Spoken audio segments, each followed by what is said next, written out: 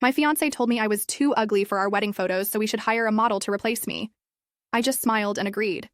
1 month later, he was still calling, begging me to reconsider. Little did he know I was already setting my plan in motion. And when he walked into that upscale restaurant a year later, ready to propose to his model girlfriend, he had no idea I owned the entire building. I can still see Jason's face when he said it. We were sitting in our favorite brunch spot in West Hollywood. You know, one of those Instagram-worthy places with the perfect lighting and $22 avocado toast that somehow tastes exactly like every other avocado toast in LA. I was scrolling through wedding photographer portfolios on my iPad while he picked at his food, making that face he always made when something was bothering him, but he was trying to be nice about it. "Babe," he said, setting down his fork with surgical precision, "I've been thinking about the wedding photos." I looked up, smiling. Photography was his thing, his passion, as he reminded everyone within 5 minutes of meeting them. I figured he wanted to talk about filters or lighting or whatever photography buzzword was trending that week. "What about them?" I asked. He took a deliberately slow sip of his $8 cold brew. "I think we should consider alternatives." "Different photographer?" I asked, already mentally calculating the deposit we'd lose. "No." He leaned forward, lowering his voice like he was about to share national security secrets. "I think we should consider hiring someone to stand in for you in the photos." My brain short-circuited. "Stand in for me?" "A model," he clarified, as if that made it better. "Just for the photos. The wedding industry is all about aesthetics, and I need these shots for my portfolio if I'm going to attract the high-end clients." I sat there, frozen, my avocado toast turning to cement in my stomach. "You're beautiful," he quickly added, with all the sincerity of a car salesman. "Just not photogenic beautiful, not Instagram-worthy. Your nose catches shadows weird, and your smile gets lopsided when you're genuinely happy. It's charming, in person, just not professional quality." The restaurant noise faded to a distant buzz. I looked at this man I had agreed to marry, and something cold and clear crystallized in my chest. "You think I'm too ugly for our wedding?" "Photos," I stated flatly. He winced at the word ugly like I'd just used profanity in church. "Don't be dramatic. It's not about being ugly. It's about being marketable. This is my career we're talking about." I nodded slowly, a strange calm washing over me. "And we can't have your unmarketable fiancé ruining your career prospects." "Exactly." He looked relieved that I understood, reaching across to squeeze my hand. "I knew you'd get it. You're always so practical." I smiled and squeezed his hand back. "You're right. Let's hire someone pretty." He blinked, surprised by my easy agreement. If he'd known me at all, he would have recognized the danger in that smile. "Updated." Holy crap, this blew up overnight. Thanks for all the support, y'all. To answer the most common question, yes, I still have screenshots of our text conversation after brunch where he sent me model portfolios to help me visualize. Would you have walked away immediately or played the long game like I did? Met Jason 4 years ago at a charity event in downtown LA. He was the photographer. I was on the planning committee. He charmed me with his confidence and that perfectly practiced smile that I'd later realize he used on everyone, from baristas to potential clients. Our relationship moved quickly. Looking back, there were red flags from the start, but I was too busy being flattered by his attention to notice them. The comments started small. "That outfit washes you out," turned into, "Maybe we should get you a personal shopper," which eventually became, "You'd be a 10 if you just fixed your insert body part." Each criticism was carefully wrapped in concern, each suggestion just trying to help. I'd been single for 3 years before meeting him, and somehow his attention, even the negative kind, felt better than being alone. What Jason never knew, what I deliberately kept from him, was that I wasn't just some random event planner. I came from money, serious money, but had walked away from my family's real estate empire to build something of my own. While he thought I was struggling to make rent in our overpriced Los Feliz apartment, I was quietly flipping commercial properties and making 7-figure deals between coordinating baby showers and corporate retreats. The irony? I kept my wealth secret because I wanted someone to love me for me, not my bank account. Meanwhile, I'd fallen for a man who couldn't even stand to look at me in our wedding photos. The day after the brunch incident, I transferred $75,000 into my checking account and walked into the Cartier on Rodeo Drive. The saleswoman recognized me. I'd helped her brother secure a restaurant space in Silver Lake last year. "The engagement's off," I told her, sliding the 3-carat diamond ring across the glass counter. "I need something else." I walked out with a watch worth twice what the ring had cost. Not for Jason, for me. Every time I checked the time, I wanted to remember what my worth actually was. I moved out the next day while Jason was at a shoot. I left his ring on the kitchen counter with a note that simply said, "Found someone prettier." I blocked his number, his email, his social media. I told our mutual friends I didn't want updates. I needed a clean break for exactly 27 days. Then I unblocked him. The notifications flooded in. 47 missed calls, 132 text messages, 6 emails with increasingly desperate subject lines. I read them all in one sitting, sipping an expensive bourbon I'd never let myself buy when we were together, because Jason thought it made my breath smell common. His messages evolved exactly as I predicted. Confusion. "Where are you?" Anger. "You're being ridiculous." Bargaining. "We can take some normal photos too." Desperation. "Please call me." And finally, the truth. I didn't mean it how it sounded, but he did mean it. And now I had proof in writing. Paragraphs of text where he tried to explain how I'd misunderstood his suggestion, how he just wanted the best showcase for his art, how I was perfectly attractive for everyday life. But wedding photos were forever. I saved every message, created backups, and then responded with a single text. "I understand completely. I've found a better match too. Don't contact me again." Then I got to work. While Jason blew up my phone, I was busy building an empire and plotting something that would make him regret ever suggesting I wasn't good enough to be photographed. 6 months after our breakup, I was sitting in my new penthouse office in downtown LA, reviewing acquisition papers for a struggling boutique hotel in Venice Beach, when my assistant Zoe burst in with the kind of excitement usually reserved for sample sales and celebrity sightings. "You will not believe what I just heard," she announced, dropping into the chair opposite my desk. I raised an eyebrow. Zoe was not typically the gossip type, which meant this was either business-related or catastrophically juicy. "Remember that photographer I hired for the Henderson property opening? Turns out he knows Jason. They're in the same creative circle or whatever." She made air quotes with her fingers. My stomach tightened at the name. And, she leaned forward, lowering her voice conspiratorially, "Jason is planning to propose to his new girlfriend, some model named Alessandra. Apparently, he's been bragging about it to everyone, saying he's finally found the one who understands his vision." I kept my face carefully neutral. "Good for him." "That's not the best part," Zoe continued, practically vibrating with excitement. "He's planning this elaborate proposal at Lumiere next month. Rented out the entire rooftop, hired a string quartet, the whole cliché package. He's calling it his redemption story after, and I quote, dodging a bullet with his ex." Lumiere? The exclusive French restaurant downtown that had a 3-month waiting list and a view of the city that made you forget how overpriced the food was.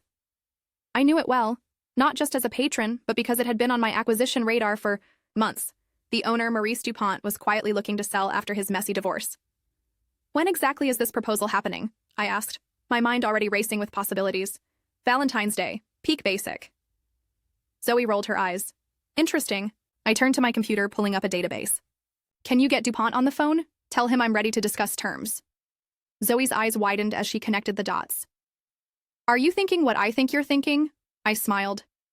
"I'm just a real estate investor making a smart business decision. The psych." Negotiations took 2 weeks.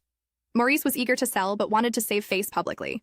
I structured a deal that let him announce a strategic partnership rather than a complete buyout. By the first week of February, the papers were signed. Lumiere was mine. The staff were understandably nervous about the change in ownership. I called a meeting to reassure them. "Nothing changes for now," I told the assembled waitstaff, chefs, and management team, except for one reservation on February 14th. I explained exactly what I wanted, showing them photos of Jason and his model girlfriend from social media. The maitre d', Philippe, looked concerned. "You want us to cancel a proposal? On Valentine's Day?" "Not cancel," I clarified. "Redirect. Mr. Harmon will arrive expecting a private rooftop experience. Instead, he'll be informed that the restaurant is closed for a private event. He'll be given this." I handed Philippe an envelope containing a single photograph, me, looking directly into the camera wearing the Cartier watch. The back of the photo had an inscription. "Some things money can't buy. Self-respect is one of them." The staff exchanged glances. I could see the questions in their eyes. "Double pay for everyone working that night," I added, which immediately brightened the mood. As Valentine's Day approached, I kept tabs on Jason through mutual connections. He was pulling out all the stops for this proposal. Custom ring, professional videographer, even a backup rain plan despite February in LA being notoriously dry. The irony wasn't lost on me. He'd never put that much effort into anything during our relationship. February 14th arrived. I spent the day in meetings, deliberately keeping myself distracted. Around 7 p.m., Zoe texted me. Eagle has landed. Operation Too Ugly is underway. I poured myself a glass of bourbon and waited. The call came at 7:43 p.m. Philippe, his French accent more pronounced under stress. Mademoiselle, it is done. He was, how you say, not happy. Details, I requested, taking a slow sip. He arrived with the woman, very tall, very blonde.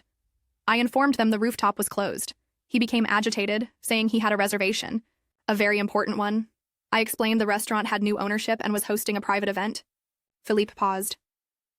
When I gave him the envelope, he opened it right there. His face, I have no words. And the girlfriend? She asked what was happening. He would not show her the photo. They began to argue. She wanted to know what was so important. About this restaurant specifically, he could not explain without revealing the truth. Philippe sounded almost impressed. They left separately. She took an Uber. I smiled into my bourbon glass. Thank you, Philippe. There's a bonus in this for you. The aftermath played out better than I could have scripted. Jason's girlfriend, curious about the mysterious photo and her boyfriend's extreme reaction, did some digging. She found our old engagement announcement online, connected with a mutual friend, and learned the whole story. By the following weekend, Jason's Instagram relationship status had changed, and the model had posted a pointed message about respecting women that didn't mention him by name but didn't need to. Meanwhile, I moved forward with phase 2 of my plan. Lumiere closed for renovations in March. When it reopened in May, it wasn't just a restaurant anymore. The main dining area remained, but the famous rooftop had been transformed into the Reflection Room, a space dedicated to events about body positivity, self-worth workshops, and photography exhibitions featuring real, unfiltered women. The centerpiece was a wall of mirrors with a simple question etched across them. Who decides what beauty looks like? For the grand reopening, I hired a photographer from Jason's circle. I wanted the pictures to spread through his professional community. I wanted him to see exactly what he had lost, not just a girlfriend, but a whole movement that would now define the space where his perfect moment was supposed to happen. Updated. Wow, 10K upvotes? Thanks for all the support. To the people asking if Jason ever tried to contact me after the Valentine's disaster, yes, there was a drunken voicemail. At 3 a.m. that night. I've kept it as a reminder for whenever I doubt myself. Have you ever turned someone's cruelty into your motivation to become even more successful? The reopening of Lumiere became the talk of Los Angeles. Celebrities posted selfies from the Reflection. Women's magazines featured the space in glossy spreads, and local news stations ran segments on the restaurant's transformation. I stayed deliberately behind the scenes, letting the concept speak for itself. Of course, it didn't take long for people to connect the dots. Jason's professional reputation took a nosedive as whispers spread through the photography community. The story evolved with each retelling. Some versions claimed he'd demanded I get plastic surgery before the wedding, others said he'd tried to Photoshop me out of all our pictures together.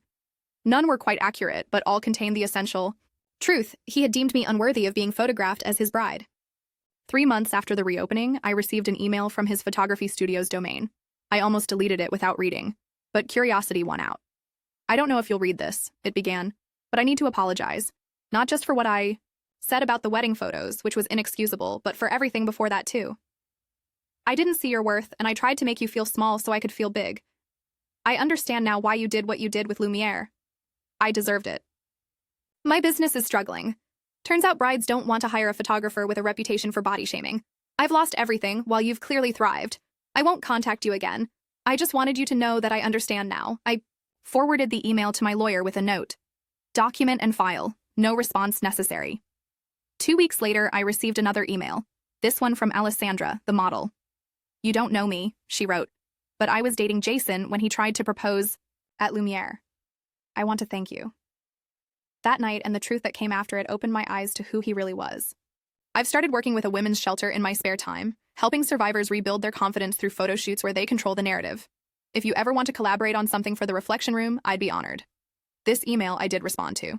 6 weeks later, Alessandra and I launched Reclaiming the Frame, a photography workshop series where women learned to take self-portraits that celebrated exactly who they were, without filters or apologies.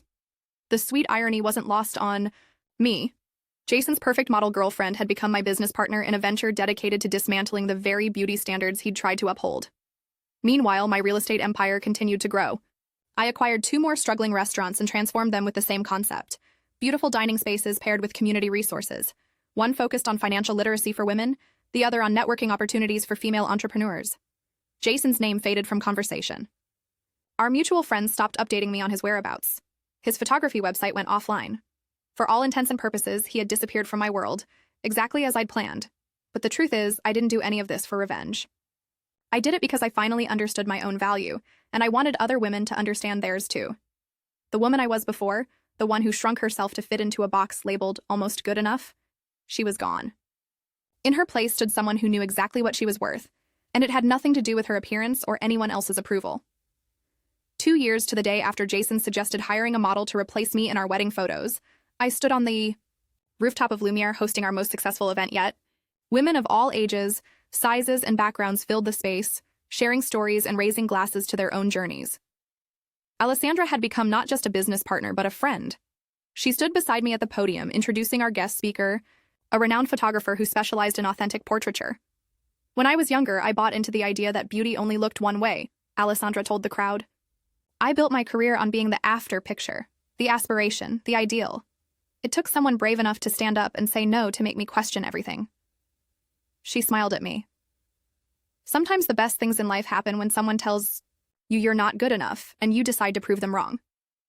As applause filled the rooftop, I caught a glimpse of myself in one of the many mirrors we'd installed. I looked exactly like myself. No more, no less. My nose still caught shadows. Weird. My smile still went lopsided when I was genuinely happy, and I had never felt more beautiful. Later that evening, as the crowd thinned and staff began clearing glasses, Alessandra handed me an envelope. This came to my apartment, she explained. He must have found my address. Inside was a check for $10,000 made out to the reflection room and a note. For the woman I couldn't see clearly. May this help others see themselves. It was signed simply, J. I looked at the check for a long moment, then handed it back to Bite-Up. Alessandra. Donated anonymously, I told her. Some debts can't be repaid with money. As I left Lumiere that night, I checked the time on my Cartier watch, the one I'd bought myself the day I gave back his ring.